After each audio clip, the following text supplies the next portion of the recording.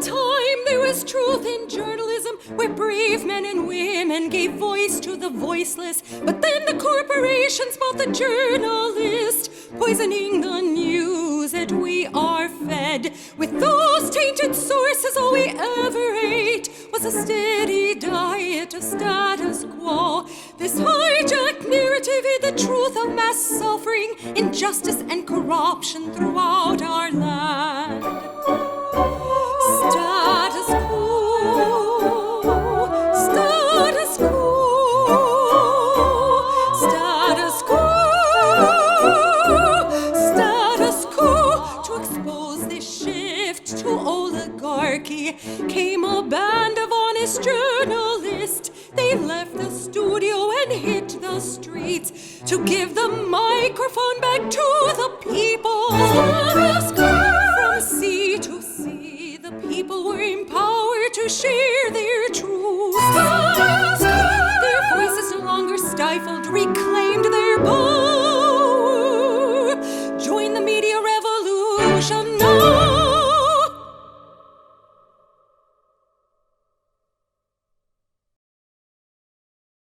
Hey there, Jordan Sheridan, live from the United Corporations of America. This is Status Coup in the house. I hope everyone having a nice, what's today, Tuesday, May 19th, 2020. Still sad news every day to report to you. We have passed 91,000 Americans that have died due to coronavirus. Obviously, just growing and growing, devastating numbers. So we will talk about that. Also have really, really scary news. I mean, it's kind of, I don't really do a lot of Trump news because aren't you inundated 24/7 with news about President Trump, the tweets? Now he's taking hydrochloric something, according to him. So I don't really focus that much on Trump, but I think that Trump and Republicans, the news that's coming out about, frankly, misleading data when it comes to coronavirus, as well as censorship to prevent the full data from coming out, is really a life or death story. We need to know the real data when it comes to coronavirus. The other good news, I have good news. According to our tracking, my new laptop will be coming, I think tomorrow, which is good, because if you've been noticing, watching in recent weeks, the stream hasn't been so perfect as far as quality, the buffering and things like that. The new laptop we just ordered for me, which is top of the line, fastest RAM, most memory, most everything. I mean, it wasn't cheap.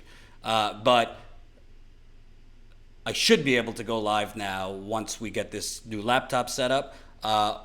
Pretty flawlessly, great quality, no buffering, none of that. So just work with me for the next day or two before that new laptop gets here. So, also have some Bernie news. Quite a lot to get to.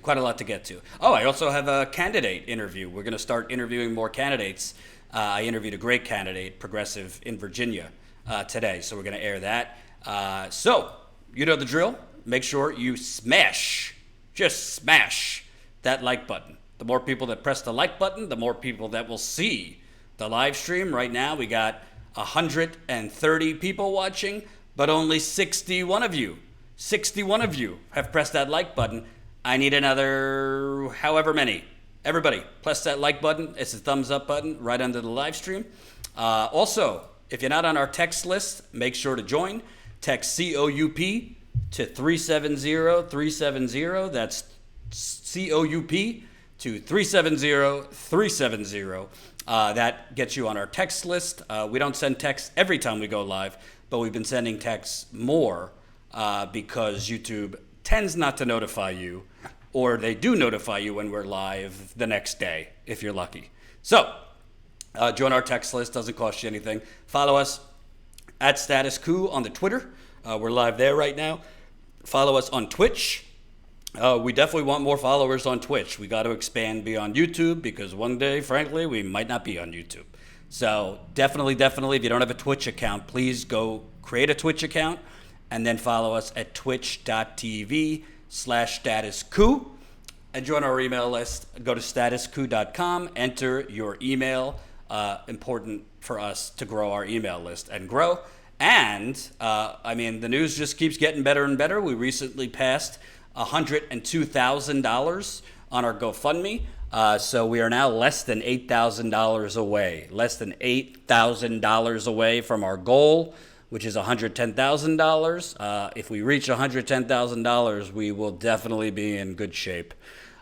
We have lost quite a lot of members because obviously with coronavirus raging, a lot of people have lost their jobs, had their hours cut. So we've lost over 100 members so far due to the economic pain of coronavirus. So we are trying to make money through our GoFundMe to offset those costs.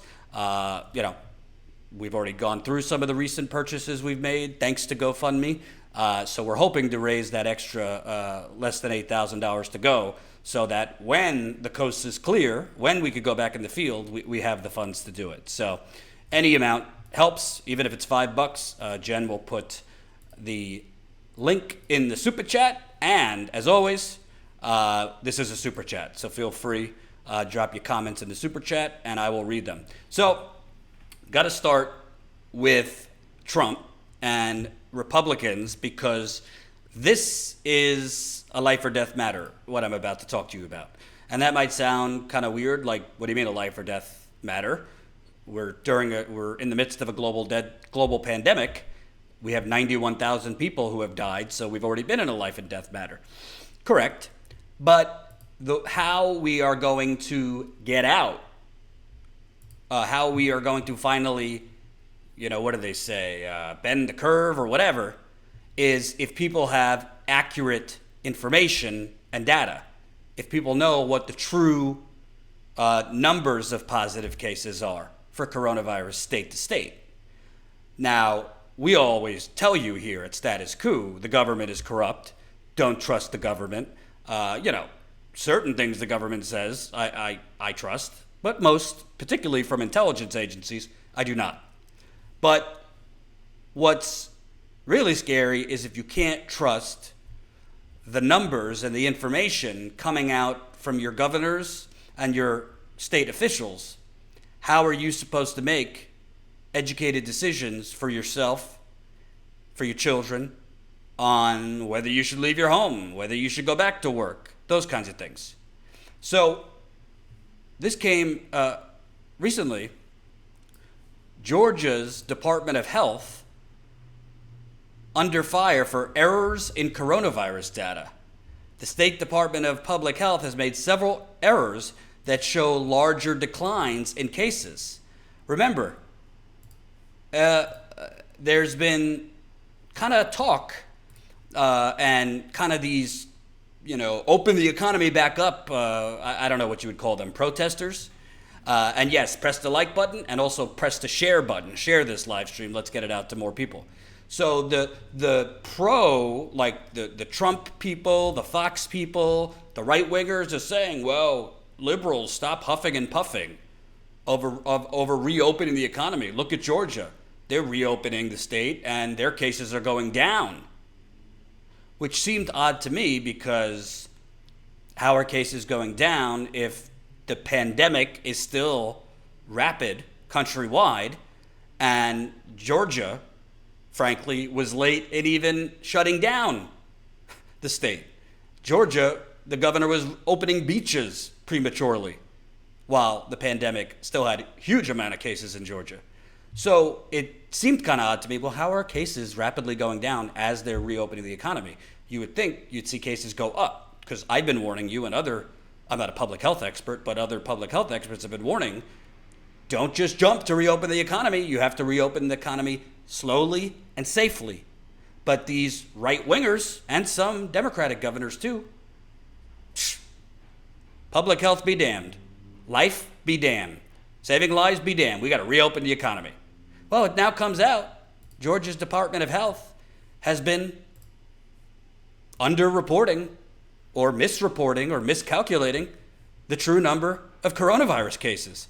Brian Kemp, the governor who stole the election, I'm not, Stacey Abrams is a dime a dozen neoliberal to me, but she did win. I mean, that's the truth. She should be governor of Georgia, whether I agree with her or not. So we already know Brian Kemp, shady guy, massive voter suppression in Georgia. He was Secretary of State while running for governor and used his office as Secretary of State to help purge hundreds of thousands of voters off the rolls in Georgia.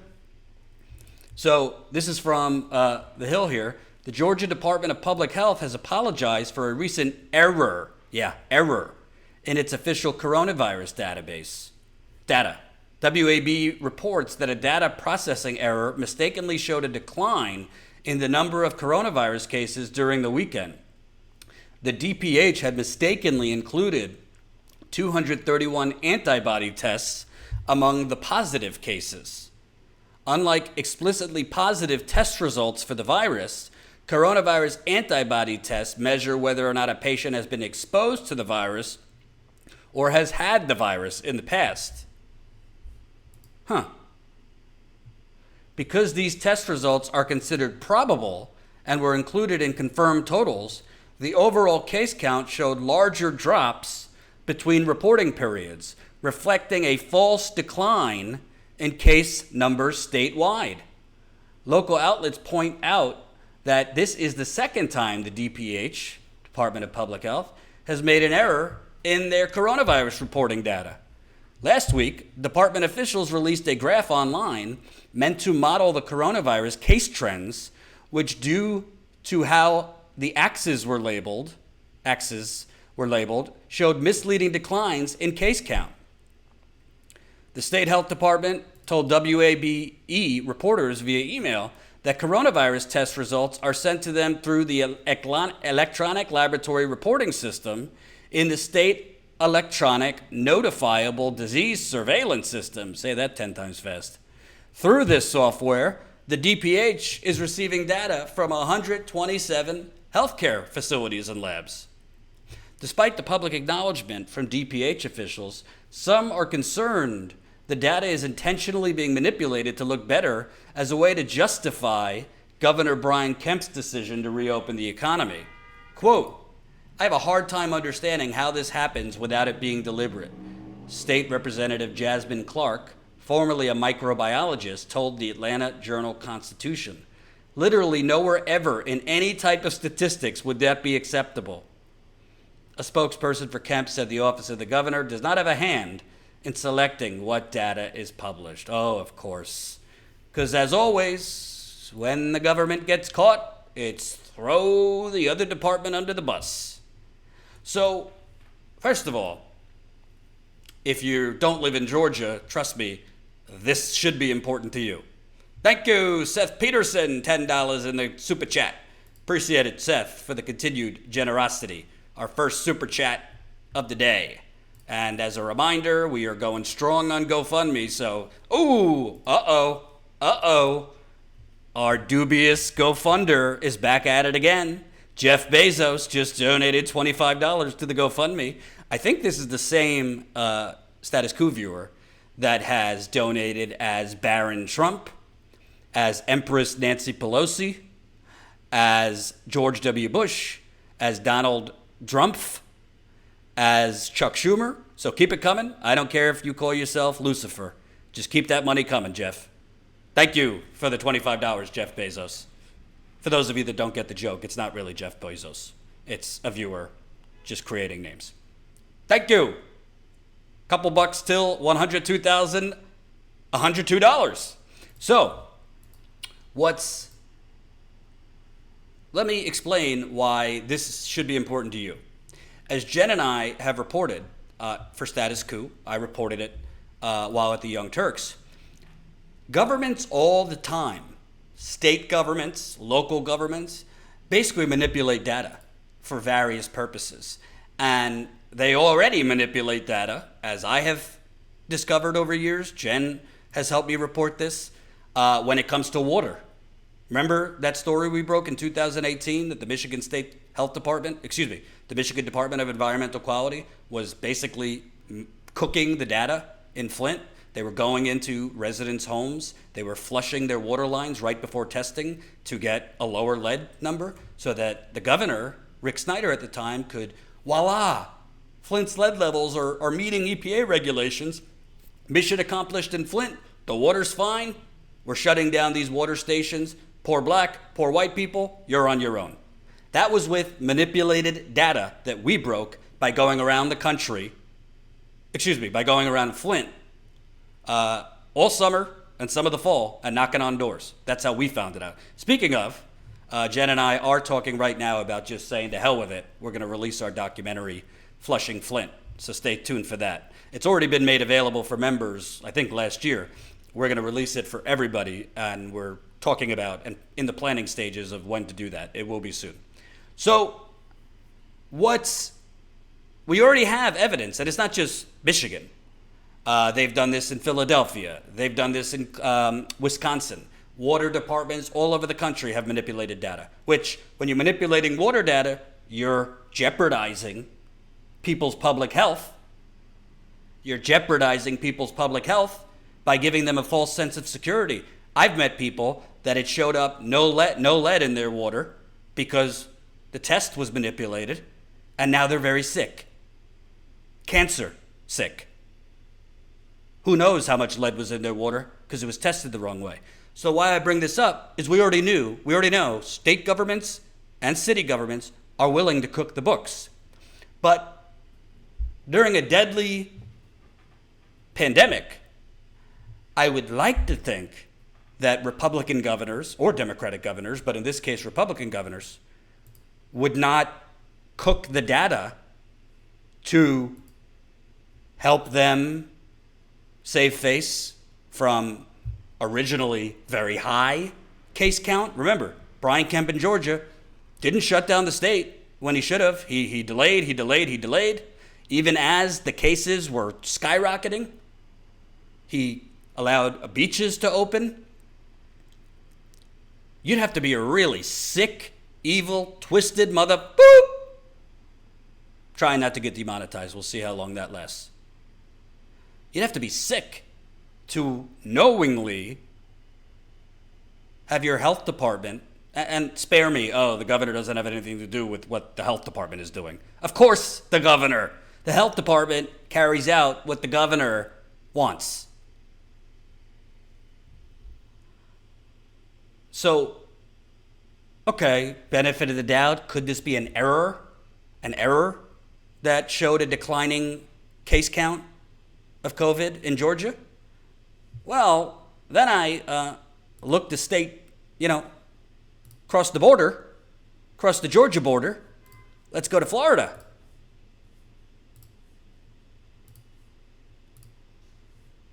Florida scientist was fired for refusing to manipulate COVID-19 data. The scientist who created Florida's COVID-19 data portal wasn't just removed from her position on May 5th, she was fired on Monday by the Department of Health, she said, for refusing to manipulate data. Rebecca Jones said in an email to the USA Today network that she single-handedly created 2 applications in 2 languages, 4 dashboards, 6 unique maps with layers of data functionality for 32 variables, covering a half a million lines of data. Her objective was to create a way for Floridians and researchers to see what the COVID-19 situation was in real time. Then she was dismissed. Quote, I worked on it alone 16 hours a day for 2 months, most of which I was never paid for. And now that this has happened, I'll probably never get paid for. She wrote in an email confirming that she had not just been reassigned on May 5th, but fired from her job as a Geographic Information Systems Manager for the Florida Department of Health. After USA Today Network first reported Jones' removal from her position in charge of the Florida COVID-19 data and surveillance dashboards, she confirmed, as reported by CBS 12 in West Palm Beach, that she was fired because she was ordered to censor some data, but refused to manually change data to drum up support for the plan to reopen. And there we have it, folks. Beginning to see a pattern, in this case, 2 red states In this case, 2 states, pretty critical for Trump to get reelected. Georgia, I mean, it certainly traditionally is a Republican state, a big Republican state. But, you know, it has been trending slightly towards the Democratic direction, and it has, in recent years, you know, become closer. The fact that Stacey Abrams even came close in Georgia, she got more votes than any other Democrat previously has. I don't agree with her politics. I mean, she's on the board of the Center for American Progress. Do I have to say anything else? I don't think she'd be a good vice presidential pick because she's not really progressive. I know it's not PC to say that because she's an African-American woman, but policy is policy. She ain't for Medicare for all. She ain't for a Green New Deal, and I'm not for her. But the truth is the truth. She did win the governorship. It was stolen from her. And she got more votes than any Democrat had in that state. So some polls are showing Biden and Trump basically a toss-up in Georgia. So Trump, both in Georgia and Florida. Remember, Trump won Florida, I think, by 1 point in 2016. Some polls have showed him not doing as hot among older voters. Florida, you know, land of the seniors, land of the boomers. Thank you, Mona. $25 in the GoFundMe. We are now less than $800 away from $103,000. Thank you, Mona. Keep it coming in the GoFundMe if you can. So, and we got the super chat going, so whatever floats your boat. By the way, YouTube is suppressing us, so you could help that with that suppression. We got 240 people watching right now. 140 of you have pressed that like button. I need a thumbs up. Please smash that like button. The more people that press the thumbs up button right under the live stream, it helps get the audience up because it pushes the live stream to more people, if that makes sense. So even if you don't like me, fake it till you make it. Press that like button. So Trump, Florida, not a guarantee Trump will win. Georgia, not a guarantee Trump will win. Would probably negatively affect Trump in their economies if those 2 states stayed closed down longer or had more restrictive reopenings, meaning were more restrictive like New York and New Jersey have been, economic recovery, which we'll get into in a little bit because there's not going to be a real economic recovery for a very long time. And the recovery will, of course, go to the rich as you and I fight for the crumbs. But bottom line, if Trump doesn't reopen those economies and get some type of recovery in the air, he's at risk of losing 2 states that he's banking on winning and his road to 270 electoral votes. So all of a sudden, Georgia, just errors in mishandling or miscomputing data, which a state legislator who's a microbiologist said is nearly impossible to get this data wrong. It rarely happens statistically to get this data wrong. And then you have basically a whistleblower in Florida saying, I did all this work. I was working night and day so that we could show Floridians real-time case numbers, increasing, decreasing, staying the same. She's told by the Florida Health Department, no. She's censored. She's told, change that number to that number.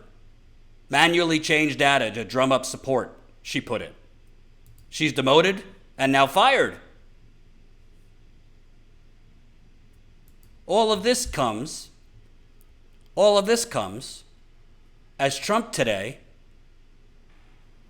announces he's going to basically try and deregulate his way out of this. Sound familiar? Trump's big plan is permanent deregulation. So let's just show a pattern here. You have Donald Trump's ally in Georgia, Brian Kemp, his public health department mishandling or errors with the data. You cross the border south, Florida, a whistleblower in the health department saying they basically tried to censor me They've tried to get me to change numbers, to change the case count, to make it look like it's going down when it wasn't. Remember, Florida Governor Rick DeSantis, who ran as kind of a mini-me of Trump, remember that despicable ad where he has his kids playing with build-a-wall Lego sets? I mean, you can't make this up. What a sick man. And DeSantis, by the way, has done some things decent. He's not been terrible on the environment, from what my progressive friends in Florida tell me. But he was under a lot of media spotlight because you saw those views when the coronavirus pandemic began. The beaches were still open. Kids on spring break during the pandemic, during the beginning of the virus explosion. He didn't shut down the beaches, didn't shut down business until very, very late when the case count shot through the roof. Does anybody truly believe these are just, errors, people working too many hours during the pandemic? Meanwhile, Trump is talking, we're going to deregulate our way out of this. President Trump has signed an executive order Tuesday to cut, quote, unnecessary regulations that impede economic recovery. The order calls for federal agencies to waive, suspend, or eliminate red tape as the nation recovers from the coronavirus pandemic. Regulations are going to be cut. Go to town. Do it right. Do it safe. Yeah, I'm sure that's what he means. The goal is to boost the economic recovery from the coronavirus pandemic shutdowns, but Trump said he hoped any regulations waived at this time would be gone for good. Because with millions of Americans forced out of work by the virus, it's more important than ever to remove burdens that destroy American jobs. He didn't say what he really meant, which is destroy American jobs, even if we have to kill the fucking people that work at these jobs to get me reelected. Excuse my French, demonetized. Swear jar, please. I mean, this is some dark, sinister shit, and I don't think it's a conspiracy theory, folks, to say red state governors, red state Republicans, Trump allies are cooking the books. Thank you, Catherine, $20 in the GoFundMe. Woohoo! Appreciate it, Catherine. We are now 700 and, what is that? 700 and, is that 700? No. 800, no. I can't do math. Jen, however close we are to $103,000. I'm terrible at math. But thank you, Catherine. Keep it coming to the GoFundMe. You got this capitalism death cult cooking the data, fudging the data, lives be damned. I don't care if you're in Georgia. Hey, if we got to kill Granny to get Trump reelected, so be it. In Georgia, if we got to kill every last one of you, we got to move this state to Trump. Because if Trump doesn't win Georgia, if he doesn't win Florida, it doesn't matter if Joe Biden is legally in a coma, he's going to win. Trump needs those southern states, particularly Georgia. He can't win if he doesn't have the reliable Republican states. So, Trump, $770 away. Thank you for doing the math for me. Trump, I don't have evidence, but I find it convenient that, it's known that Trump and Brian Kemp in Georgia are allies. It's known that Ron DeSantis and Trump are allies. Yet, why isn't this a bigger national scandal? If you can't rely on if you can't rely on the numbers, if you can't rely on the data that your elected leaders, in Brian Kemp's case, not actually elected because he stole it, if you can't rely on the numbers, how the hell are you supposed to know what to do? Now, most people don't have a choice. Most people are hanging by a thread economically. And it's either go back to work or lose your home. But we should at least have the accurate numbers, right? We should at least have the accurate numbers of states where cases are going up of COVID, states where cases are staying the same of COVID, and states where they're going down. Well, right now, according to data that Georgia and Florida are putting out there, Georgia is listed as one of the states where the cases are going down. Well, how do you trust that? How do you trust that if you've already had two errors that showed a false decline?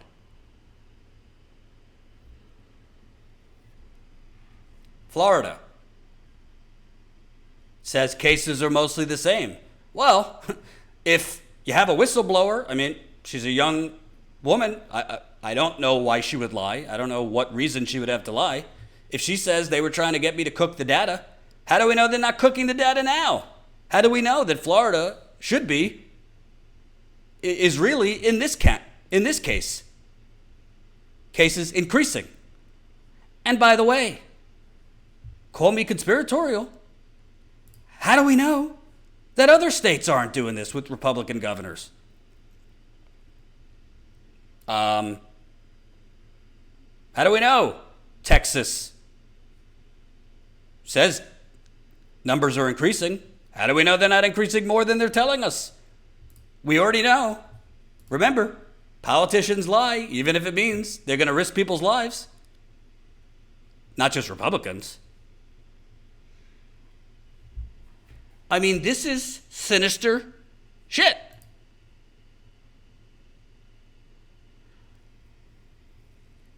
Yet, Trump calling Pelosi corrupt, I mean, she is corrupt, but Trump calling Pelosi corrupt today with mental problems, that's what the media seems to be covering the most. Not the fact that it is now proven that two red states, and to their credit, I mean, USA Today found this, and local Florida outlets found this. So there has been some media coverage. But, oh my God, how is it that this isn't the leading story? Right now, we're having this march, this capitalist death march to reopening economies based on numbers, based on data that we're relying on the states to give us. Well, how is it? Do we really think it's only two states that are doing this? Do we really think it's only two Republican states that are doing this? We don't think maybe Texas Governor Greg Abbott fishing around with those numbers? Kristi Noem in South Dakota?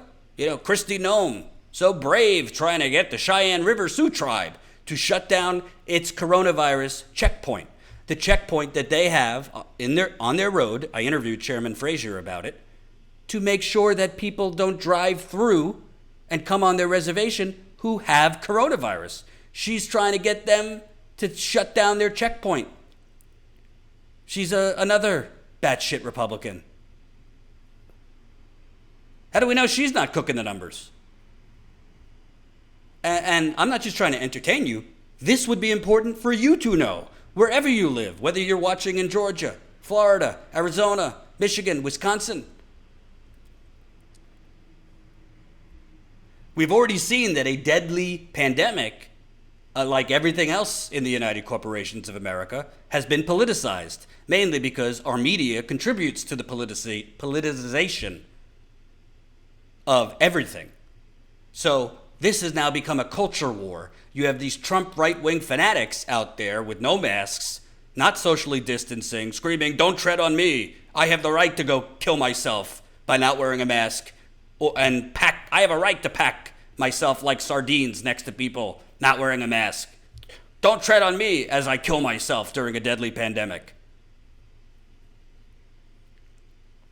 This has been made into a culture war, a deadly pandemic.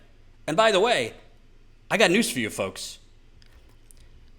It's been discussed that the biggest problem is we don't have enough testing in the country. That is a major problem.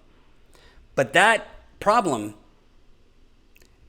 is only half of it if there's a second problem where the data isn't correct, where the numbers that are being released that are the numbers and the basis for which states reopen and how fast they reopen.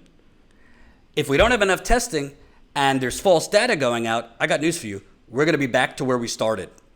So where all this started, when we had shutdowns in every state, well, not every state, but majority of the states, and we were house-ridden, and companies were laying people off, which is still happening, but I'm talking about when this all began. That's going to start all over again, probably soon. If fudged data is going out that deflates the true number of cases, I have a hard time believing. Or if tests are spiked, yes. I have a hard time believing that the Georgia Public Health Department is just making an honest mistake here twice. And I do believe that Florida whistleblower in the health department, why was she demoted and then fired? Why would she make this up? By the way, we got 330 people watching right now. 230 of you have pressed that like button. I need another 100 of you. Please press that thumbs up button. We got a great interview with a progressive candidate coming up. I got some other news. Bernie, Jeff Weaver, got some things to talk about. So we got a lot of big things coming, but we need your help. Press that like button. It's a thumbs up button right under the live stream. So I think Jen and I are going to have to follow up on this because I have a sneaking suspicion that it ain't just Georgia and Florida doing this. And let me tell you something. If this is more widespread, this doctoring of data to basically speed up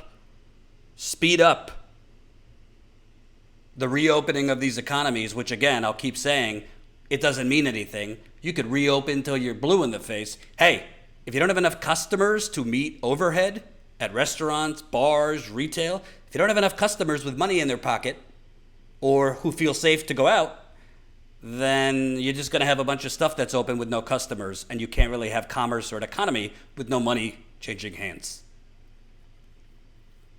So we're going to have to look into other places. And you want to know something? I don't know, because I don't think this is just about the presidential election. There might be governors in certain states up for re-election this go around, Republican or Democrat. They would have incentive to try and speed up economic recovery. Remember, politicians, number one priority, stay in power. If we got to lose a couple lives, or tens of thousands of lives, or tens of millions of lives, well, Kevin, $2. It took weeks for Georgia Department of Public Health site to post anything. So we are going to look into this, for sure. For sure. Moving on to the next topic at hand. Oh, Lawrence Summers, back at it again. Lawrence Summers. And you know something, this is kind of a taboo for crises. You ever notice how through every economic crisis, and I use crisis kind of loosely because even before coronavirus, as they were saying, oh, the economy's booming. The economy's booming. No, it wasn't. We've been in a 30, 40-year economic crisis for most working people, just not for the bourgeoisie at the top screwing us. But you ever notice how when we are in like an acute crisis, the 2008 global financial crash, or now this, they bring back the same discredited corporate zombies like Lawrence Summers to give us advice on how to get out of it? You know, the same Lawrence Summers who helped push NAFTA through when he was in Bill Clinton's administration. The same Lawrence Summers who helped make Obamacare a giant wet kiss, I'll say, to the private healthcare industry. Same Lawrence Summers who was instrumental in normalizing trade relations with China, which is the very reason we don't have enough masks, ventilators, or anything manufactured in America, because we offshored all our jobs to China thanks to people like Lawrence Summers. The very reason we don't have a wealth tax in this country, because people like Lawrence Summers, who, by the way, Joe Biden's campaign is currently using as an advisor. So CNN, it's similar to MSNBC littering the place, littering its entire network with former warmongers that pushed us into Iraq. They also like to litter their airwaves with the very discredited economic thinkers that keep the economy rigged, that keep hourly compensation, as you see there, flatline basically, as our productivity skyrockets, and basically keep the status quo going. I mean, that's America. We are the Titanic. We're sinking, the working class, as Lawrence Summers and the rest of his Neanderthal buddies keep popping champagne. So CNN had him on today. Let's hear his economic wisdom on how we get out of this coronavirus economic mess.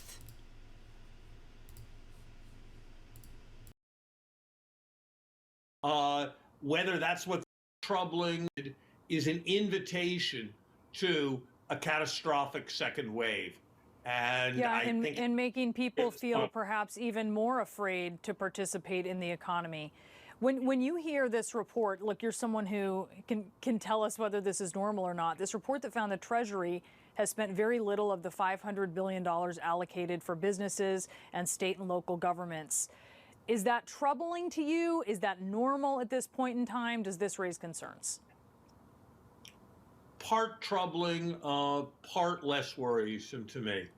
It's an egregious error that we're not giving more money to state and local governments that are desperate if they're going to fight crime, if they're going to fight fires, if they're going to staff municipal hospitals, if they're going to be ready for what's going to be a very difficult hot summer. The failure to disperse money to state and local governments is inexcusable. With respect to business relief, we've got to be very careful. And in some ways, the early statements of the Treasury were not careful enough, that we're doing it in ways that maximize the interests of the broad American people and not just the interests of shareholders. I think that it was a huge error on the part of the Treasury to give large grants to the airlines with no expectation of repayment. And I think if we're taking some time to make sure that our financial support for business is done in a way that helps workers, that helps consumers, that helps the economy, and isn't a bailout to their shareholders, I actually think it might well be appropriate to take time. Whether that's what they're doing with the time or not, I'm not really in a position to judge. But we certainly saw a certain amount of abuse in the PPP program. Rich think tanks, the LA Lakers getting financial assistance, and being careful to avoid those errors is in the future is probably the right thing. Whether we're going to find the right formulas or not, I don't know. And frankly, the administration doesn't have a terrific track record.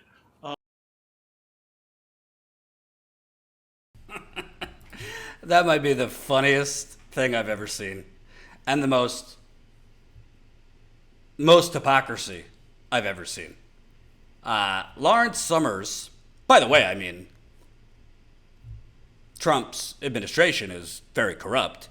Obviously, he called it $500 billion. It's really, reports have the first bill is really more like $4 to $6 trillion because they could leverage the money to corporations like 10 times. But I love how he called it errors. Like this was just a snafu. The errors of the money going to Boeing. You remember, I don't know if you guys remember this, but Nancy Pelosi called this portion of the bailout bill, which was actually really, thank you, Colin Tooley. I mean, it was just a bank robbery. Trump, McConnell robbed you of your money, framed it as coronavirus relief for working people, and Nancy, with Biden in the passenger seat, drove the Rolls Royce away. She's the getaway car. That's how government is. The Republicans steal the money, and the Democrats, enable them. They're the getaway car. Nancy Pelosi said, oh, no. The money going to Boeing, the money going to these big multi-billion-dollar corporate conglomerates, it's just a pass-through. So I'm not making this up. This is what she said. I'll find the video for tomorrow. She called it a pass-through. It's just passing through the corporations, and they're going to give it to their workers.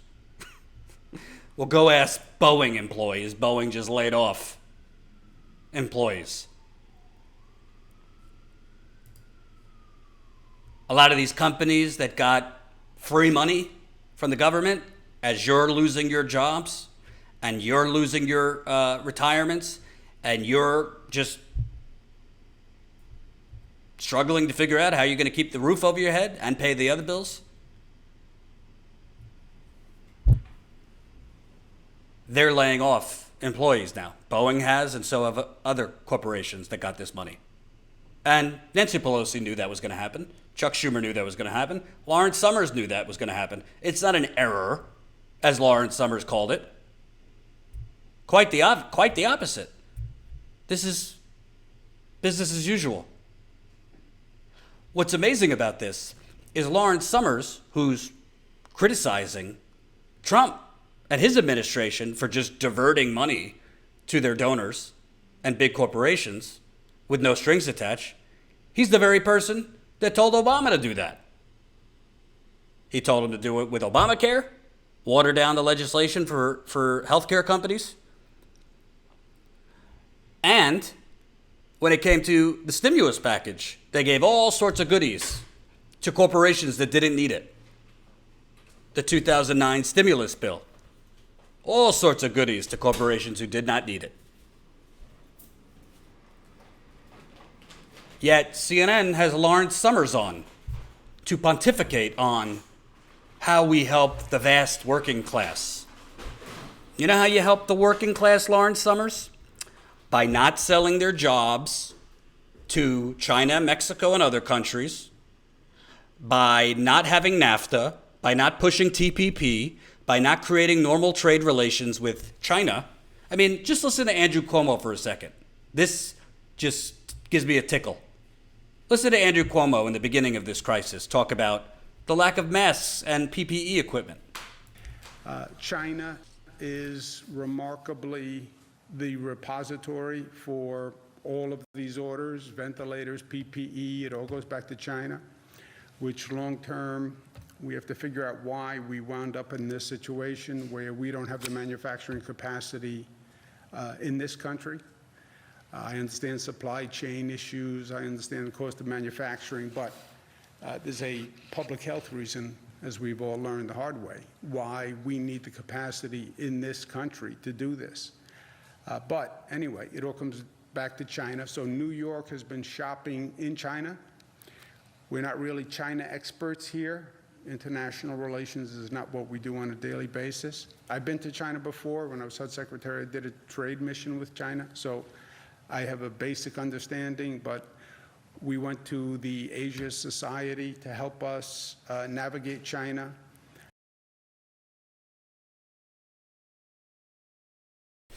Remarkably, Andrew Cuomo, by the way, that was when we only had 7,000 deaths. So this was weeks ago. We now are past 91,000 deaths, sadly.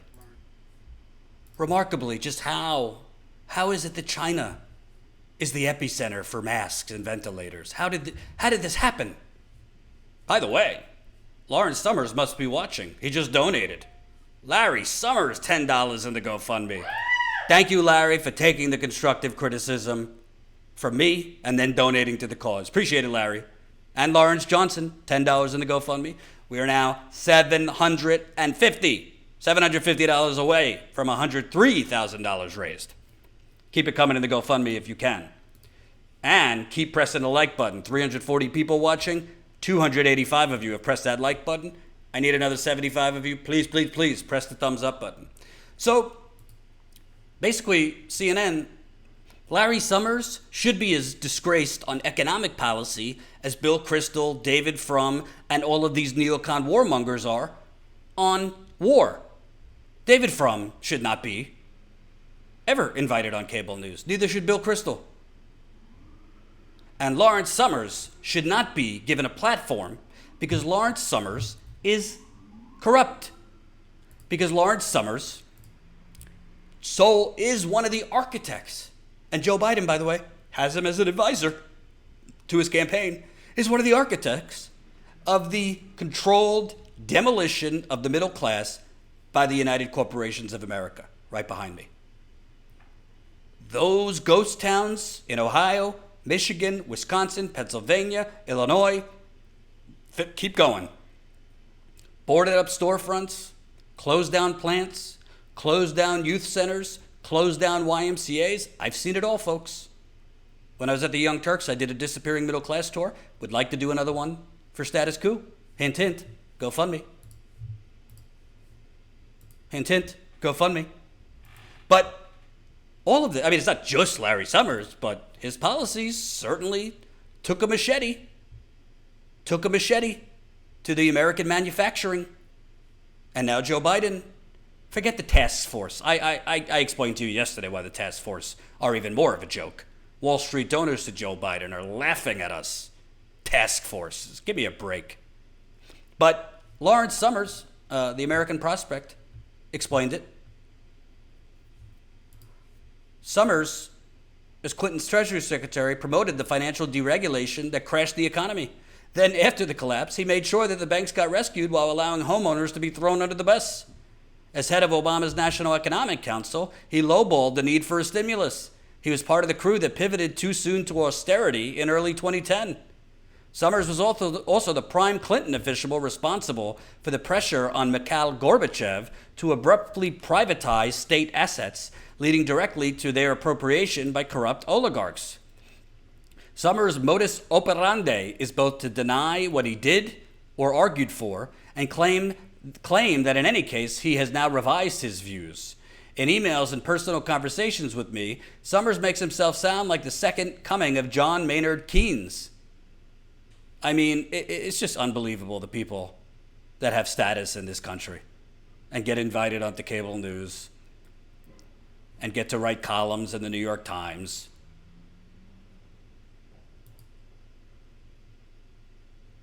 My own reporting, this is Robert Kuttner, indicates Summers not only plays a direct role, but has managed to insert close allies and protégés with Biden to argue against progressive policies, including his former student and frequent co-author, Natasha Sarin. They wrote an op-ed trashing Warren's proposed wealth tax. By the way, it wasn't really Warren's proposed wealth tax. Bernie had a wealth tax before her, but like most of Bernie's platforms, she ripped it off. As well as Adam Looney, who served with Summers at the Obama White House and then was policy director of the Robert Rubin-sponsored Hamilton Project. So my point, folks, is we're screwed either way. We have, on one end, Trump's White House doing all these corporate bailouts. You got Nancy and Chuck going along with it. Then the Democrats put out a messaging bill that is basically, it's not direct money to you. It's $1 trillion to states. I've already explained why, hey, $1 trillion to states, cities, and towns. It might sound good, but federal money to states always has that tiny little problem of half of it being diverted away from the end destination. So, really, right now, you have a growing economic depression. You have Steve Mnuchin, Trump, Mitch McConnell. They're done. Their goal is to, quote, reopen the economy, even if it kills half of us. I'm not trying to be dramatic. I've already showed you that's really what they're trying to do. They don't care how many people die. You got Pelosi basically offering just a little bit. Doesn't want to screw the donors. Doesn't want to go against their donors because she needs their money right now. She needs their money for congressional campaigns. She needs their money for Senate campaigns. And, of course, Biden's campaign. So there's a direct friction here.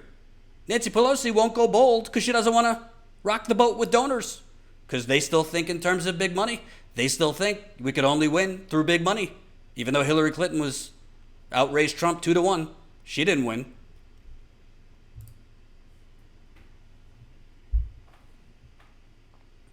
Sad state of affairs. Sad state of affairs.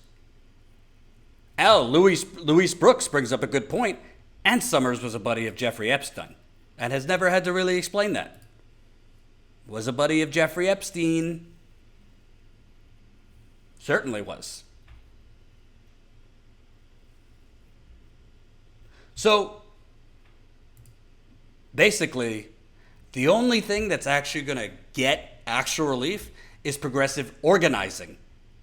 We need progressive leaders in Congress to stop with the ham-handed vanilla ice cream opposition and start demanding and speaking out against Pelosi and Trump.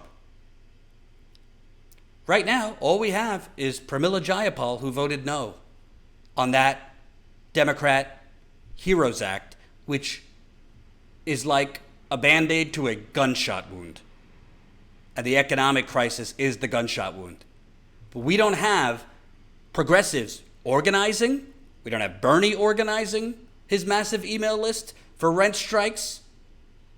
We don't have Bernie, AOC, Ro Khanna, Rashida Tlaib, Ilhan Omar, Mark Pocan, keep going. We do not have them during we are pretty much at depression levels. 14.7% unemployment, 25% real unemployment. Well, that was the unemployment number during the Great Depression. So right now we have Bernie tweeting that we need $2,000 a month. He's proposed legislation to that effect with Ed Markey and Kamala Harris. But he's not taking it to Pelosi that she isn't bringing this. She's not proposing this. How are you going to force Trump's hand? How are you going to force Republicans' hands if you're not going to propose the ideas yourself? You will have the American people on your side and then some. You will have progressives on your side for direct money to the American people on a monthly basis, $2,000 a month per individual, $4,000 for married couples, an extra $2,000 per child. That's what Bernie Sanders has proposed. You got the progressives on your side for that. You will have neoliberals on your side for that because they're losing their jobs too. Even people who voted for Joe Biden right now agree with that. You'll even have conservatives on your side. The overwhelming majority polled, I think 70-something%, polled, Data for Progress found, 70-something% were for a universal basic income right now. So why aren't progressives demanding it? Why aren't they calling out Nancy Pelosi for not proposing it? Yes, we could call out Trump, McConnell, whatever, but you're not going to get them to do anything if the Democrats aren't going to actually propose it. And if the Democrats aren't going to oppose it and give weak sauce proposals, then you need to go after them too. Slipstream just pointed out, a lot of people eligible for unemployment haven't even gotten it because state unemployment offices are overrun right now. We are in an acute crisis, and progressive leaders are not taking the lead when the American people would be behind them. Yes, they wouldn't have the benefit of people being able to congregate safely. We're not like Trump. We don't just recklessly tell people to leave their homes and protest during a pandemic. But there are other ways to organize, even if we can't physically get together. Which brings me to, I have an interview with an exciting candidate. She's running in Virginia. Really, really interesting story. She moved here when she was 14 from Afghanistan, so an immigrant and progressive. She is running against one of the leading corporate Dems, Jerry Connolly. Major donations for the usual suspects, like the defense industry there in Virginia. We talked about her race, but also the overall trends in the Democratic Party. And I think it's a really interesting interview. We want to try to bring you more interviews with candidates So I'm going to do that as best as I can while doing all the other things I'm doing. Definitely keep us strong in the GoFundMe, the Super Chat. We really appreciate any donations. Not going to lie, we have been struggling during coronavirus. We are really in the field reporting unit, and we can't go in the field, which hurts our ability to keep the lights on. So definitely, if you can, we're now $750 away from $103,000 raised. Here is my interview with, let me make sure, Zanab Mohseni, from a candidate in Virginia.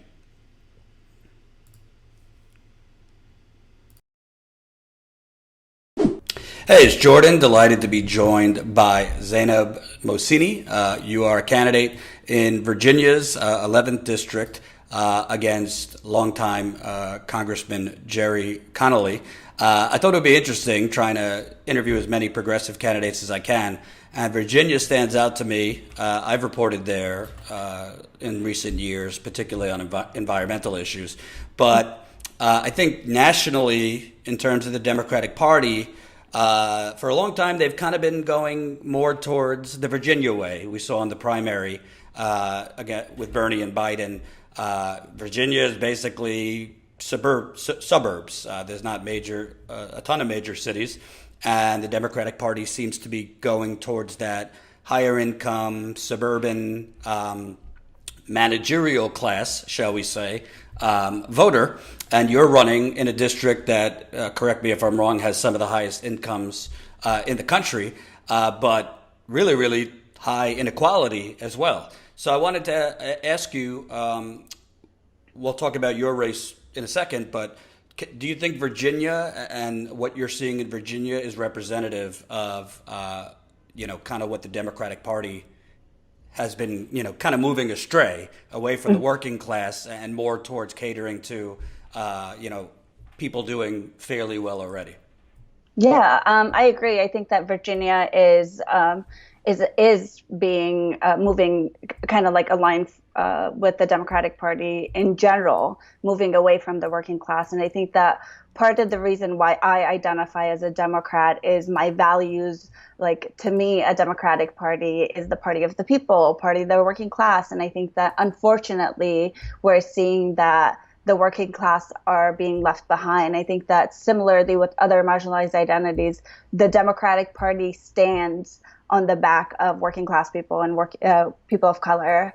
And it's disappointing to see that they're moving more towards, like you said, the corporate Democrats. Mm-hmm. And let's look at your district. Connolly, I don't know, kind of one of these corporate Democrats. I looked at his donor list. It's kind of the same old.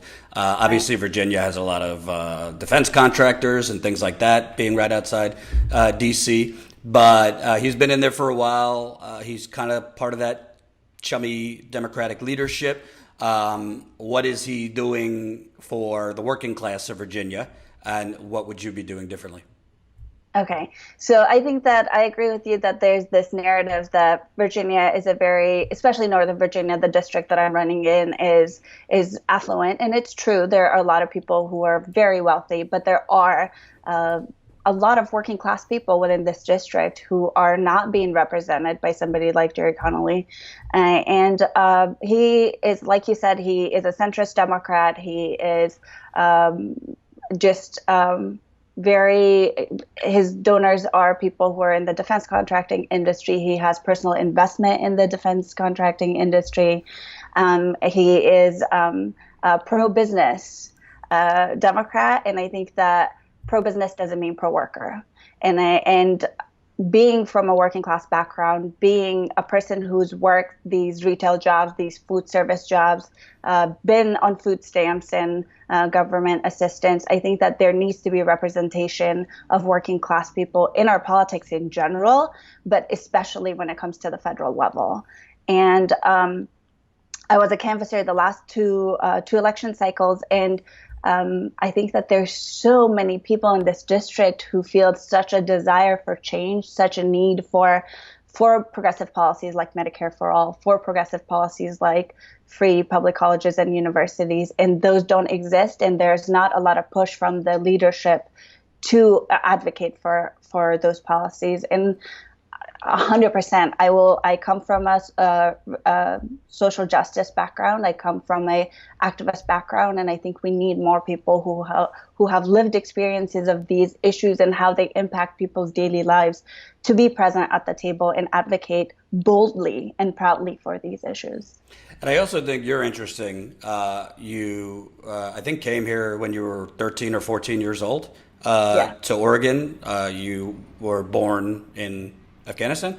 And then I grew up in Pakistan as an undocumented immigrant. And then my family was resettled through the United Nations High Commission for Refugees. UNHCR is the acronym. And we were settled in Beaverton, Oregon. And I came here at 14 years old. I didn't speak any English. None of my family members did. And we came here just, And then my family moved here when I was a junior in high school, which was 2006. So I've lived here since 2006. Because it seems to me, when I look at the Democratic Party of the last, 10, 15 years, they say we need to make the party look like you and other, immigrants, LGBT, different colors, different genders, sexual orientation. But if those people don't toe the line of the corporatists, then they're not okay. I mean, we've seen it time and time again where if you have a woman, AOC, perfect example, a woman of color, radical, out of touch, this, that, and the other thing, there's now a pull between, frankly, Speaker Pelosi, I call it the getaway car. Trump and McConnell are robbing the Treasury, and Pelosi's, the getaway driver.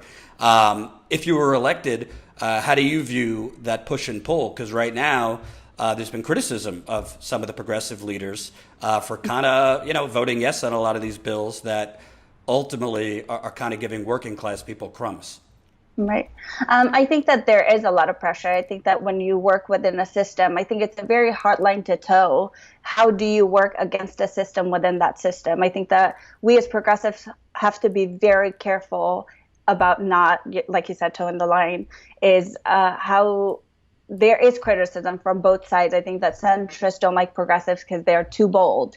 And then there's this push from working class people, which is so rightful and so justified to have expectations from people who are progressives who are fighting for these. So I think that it's a very complex issue as to how you work within that system against that system. And I think that I don't have a perfect solution for it. I think that I believe in the power of conversation. I think that pushing and fighting, it's called resistance for a reason, right? I think that it requires a lot of bold push against somebody like Pelosi, against some of these, most of the Democratic Party are these people who've been in power for decades. And I think that for somebody like AOC, who goes in and wants to change things, but then also has to exist within that system, it's a very complex thing.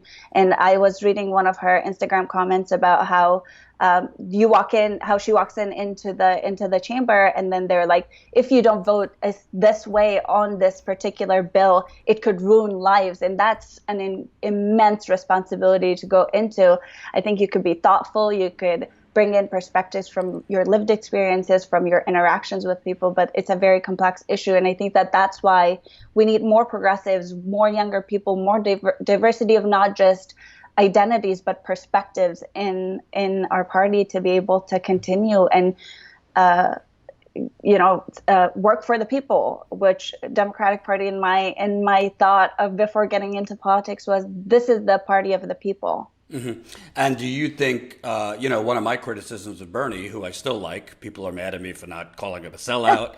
I'm not going that way. But, fair, we could criticize our leaders. One of the criticisms wasn't aggressive enough against Biden, my friend Joe Biden and these kind of things. Didn't go after him on certain things. I mean, frankly, Biden kind of made up his entire civil rights record, but I digress. If you go in there, yes, you have to have conversations. But at the end of the day, an estimated 40 million people are going to lose their employer-sponsored health insurance. So We could have conversations, but if Pelosi and Democrats aren't going to move an inch during a deadly pandemic where people are losing their health insurance, is it time for progressives to get a little bit more aggressive in terms of organizing? We've heard talks of rent strikes. We've heard talks of mortgage strikes, even a general strike. Obviously, you don't want to burn down the village if elected right away. But do you want to see progressives get more aggressive rather than, footsying around with corporate Democrats? Absolutely. I think that there has to be bold push from the progressive. But I think that in order for us to do that, there needs to be enough progressive for us to have that leverage to be able to advocate for these bold. I feel weird calling these bold policies because I think that healthcare is human right and it shouldn't be bold. It's just humanity. So I think that as a side note, but I think that there needs to be enough power in the hands of progressives for us to have that type of leverage to be able to push harder on the more corporate Democrats. I think it's incredibly disappointing that there are so many corporate Democrats, those who are so concerned about re-election, those who are so concerned about donor interests, that they're not pushing for these human rights issues like Medicare for all. Mm-hmm. And let's get back to Virginia because, I covered the fight against the Mountain Valley Pipeline, the Atlantic Coast Pipeline. Dominion Energy basically has purchased Virginia's government. Besides blackface, Ralph Northam has a lot of issues there. But what are some of the main issues that sparked you to run that are going on in Virginia, from obviously the natural gas push to the income inequality? What are some things that viewers should know that are going on in Virginia? So I think that also my perspective is solely based on the fact that I live in Northern Virginia. Northern Virginia is the more liberal part of Virginia, and it's diverse. It has a lot of communities of color, immigrant communities, lower income communities, some lower income communities, mostly affluent. So my cause of running was a little bit weird. I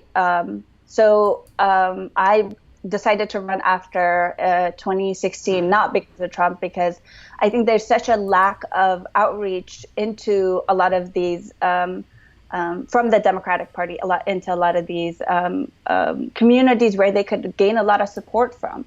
So, for example, I became a U.S. citizen in 2008, and the first time anybody ever knocked on my door is 2019, which to me it's mind-blowing because the Democratic Party, their main base is immigrants and people of color.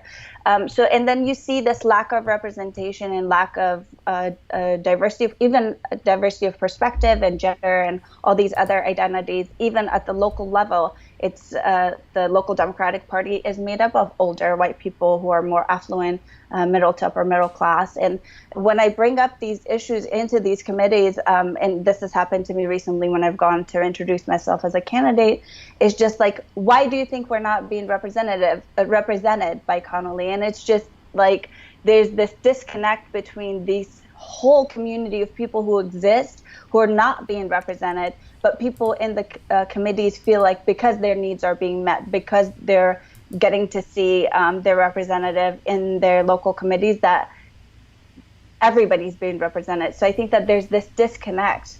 And I didn't know a lot about the Democratic Party. Nobody reached out to me to join, for me to be politically active. My motivation came from the fact that I graduated. I became the first person in my family to graduate college with $50,000 in student loan debt. And when we make a college degree a requirement for people to step out of cycles of poverty, we as a society owe it to people to facilitate that move. And I developed depression, so no job prospects. I had no access to healthcare because I didn't have a job to get mental health services. So I had to go back to retail, and then from retail I went to Oregon to do 2 terms of AmeriCorps service in 2016. And that's when I started working on a social justice and equity work group and kind of got to know the lay of how the political system works and how it's so complex, and for a reason. It's not meant for working class people who are trying to survive, and got to know more and the impact of how political policy decision making has had on my life. and how it continues to have it. And I decided I wanted to run. When I moved back, same thing. I did 2 terms of AmeriCorps service in Portland, Oregon. I came back. I couldn't find a job. I moved back in September, and I couldn't find a job until March of 2019. And for that, I applied to 72 to 74 places, and I had to change my name to Zoe for 4 places to call me back, which to me, these implicit biases and these lack of education in terms of like these exist within job, within the employment market, within the local democratic committee, within like all these daily lives industries, and people don't recognize that. So I started canvassing. I started seeing, meeting people at their doors, and felt like so many people have my story, and that shouldn't be a common thing. My story should be like an anomaly. It shouldn't be that there are so many young people who cannot get out of this cycle of debt. Like, you graduate college, you're paying your debt, but you can't live, so you're paying this debt, accruing other debt. So I'm going to spend, like millions of young people in this country, I'm going to spend the rest of my life paying one debt after another because I can't afford to live. And I think that our leadership and our policymakers need to be aware of that, and that is a voice that needs to be represented.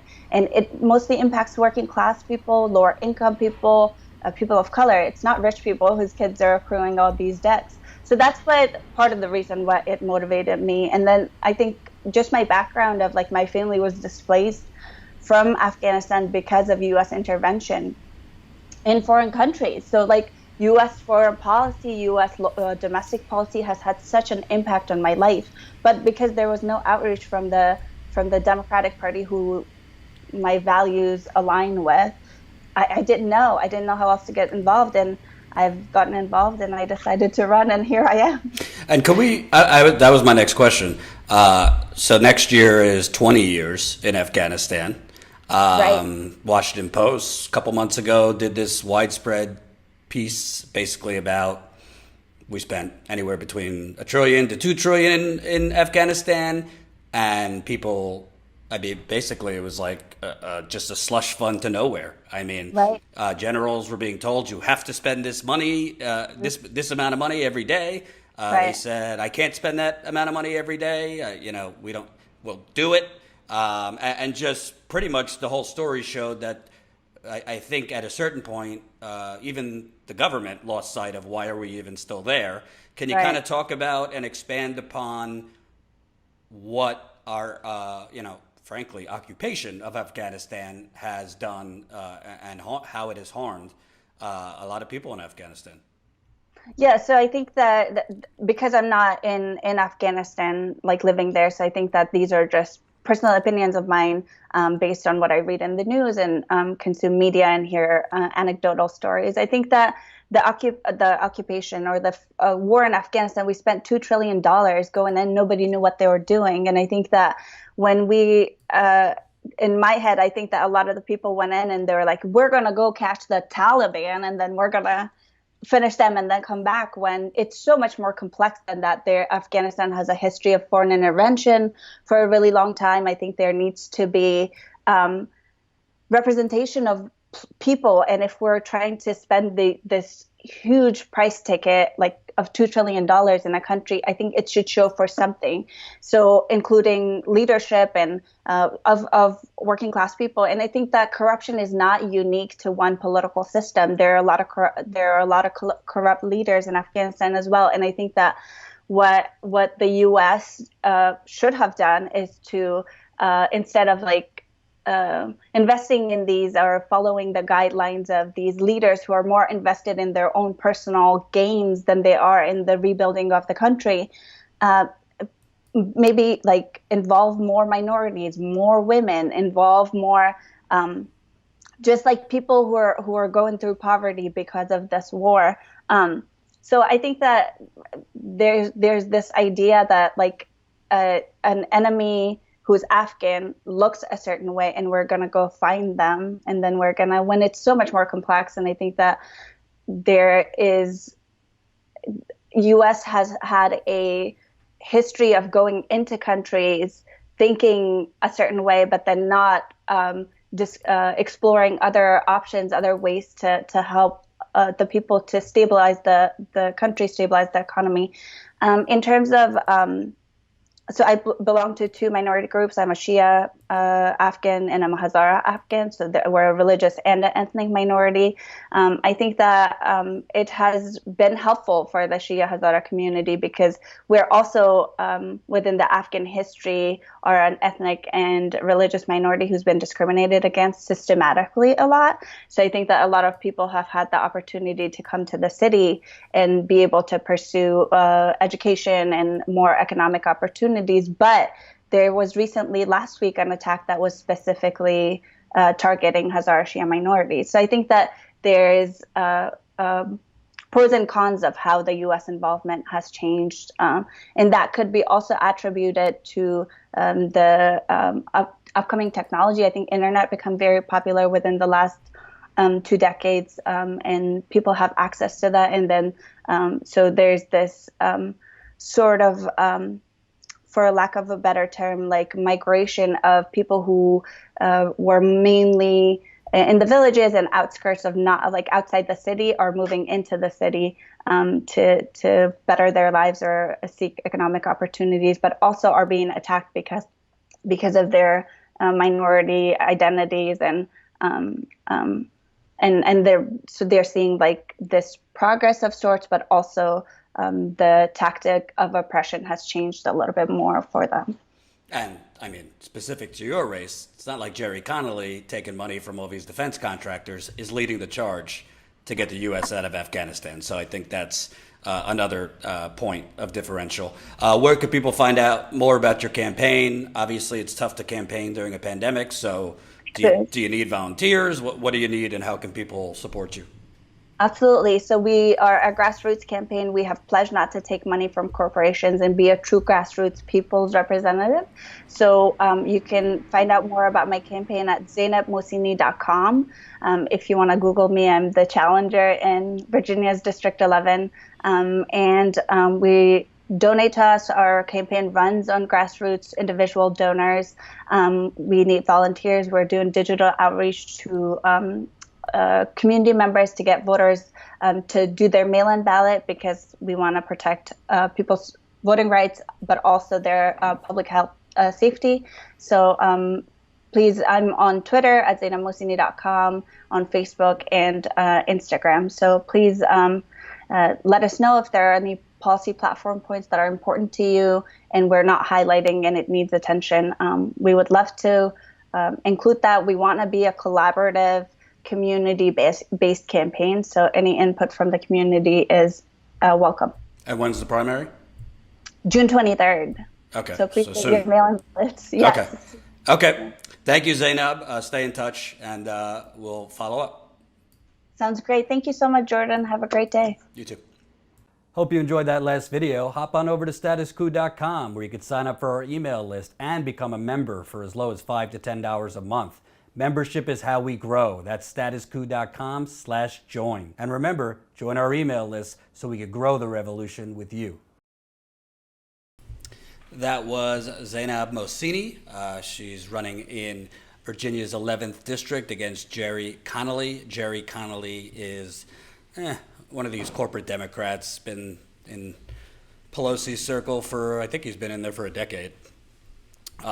Is a, dime a dozen corporate Democrat and takes a lot of money from the defense industry, which is not shocking since a lot of the defense industry is based in Virginia. So uphill climb for Zainab, but we don't know really what's going to happen with these primary campaigns. We don't really know what voter turnout will be because of the coronavirus pandemic. So you might have, frankly, more traditional, more reliable voters, talking about older voters or suburban Democratic establishment voters, just not vote in the primary next month or in other states because of coronavirus. So in a weird way, although obviously we want things to open up, since most people aren't going to necessarily feel safe, and because most states don't have their act together in terms of mail-in ballots, stranger things could happen. So you could see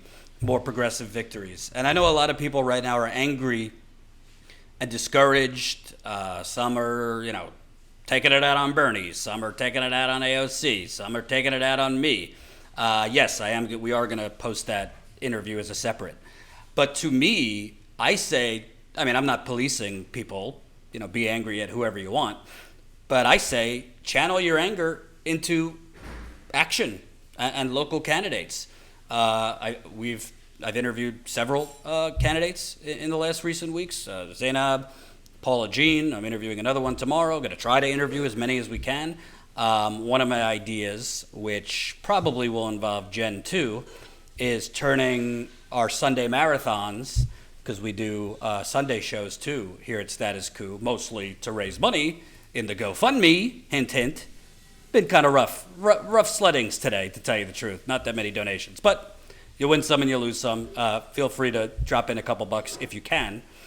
We are now just $740 away from $103,000 raised, less than $8,000 to go till we meet our goal of $110,000. But I was thinking, because I'm going to have my new computer, hopefully it says it'll be delivered tomorrow, with the expanded bandwidth, with the faster processor, more memory, more RAM, all of that. I'm hoping I could have people live, because all of these interviews I record, because this computer can't handle interviews live.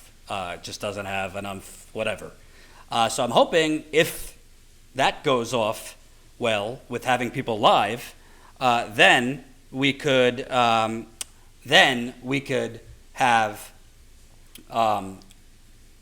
more candidates throughout the week, but primarily on Sundays would be great, to have candidates live and to basically try and expose and show as many progressive candidates as possible, because we might be dispirited on the national level, but I think one thing we're seeing that's very clear is, as much as we want AOC, Ro Khanna, Rashida Tlaib, Ilhan Omar, Mark Pocan, all of these people to be more aggressive against Pelosi, there is a difference between the Progressive Caucus and the Tea Party caucus of the early 2000s. Tea Party had like 30 members. The hardcore progressives, basically like 7 to 10. So we just don't have the numbers yet to actually block legislation or block Pelosi. When you have the numbers equal leverage. Numbers equal leverage. So I hope